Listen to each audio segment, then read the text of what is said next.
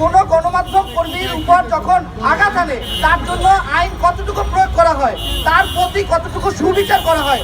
এই তো সেদিন আমাকেও এই মহাখালী বাস টার্মিনালে আমার উপর হামলা করা হয়েছে সংবাদ সংগ্রহ করার সময়। কই সেই বিচার তো আজ পর্যন্ত পাইনি। মামলা হয়েছে, একজনকেও গ্রেপ্তার করা হয়নি। কেন? তাহলে প্রশাসন কি করে? এটা কি প্রশাসনের দায়ভার নাই এই ক্ষেত্রে? আজ গতকালকে যেভাবে নৃশংসভাবে হত্যা করা হলো গলা কেটে, এটা কি একটা রাষ্ট্রের কাছে এটা প্রাপ্য আমাদের গণমাধ্যম কর্মীকে? যদি এভাবেই গণমাধ্যম কর্মীদের হত্যা করা হয়, লাঞ্ছনার শিকার করা হয়, তবে তো জাতির বিবেক থাকবে না। আমরা যদি সংবাদ প্রচার না করতে পারি, আমরা যদি সেটিকে তুলে না ধরতে পারি, তবে জাতি এবং এই জনগণ অন্ধ হয়ে যাবে। কারণ তারা কিছুই দেখতে পারবে না, কিছুই জানতে পারবে না।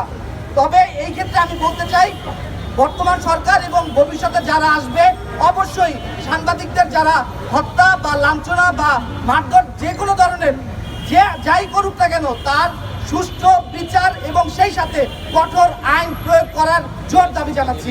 ধন্যবাদ সবাইকে।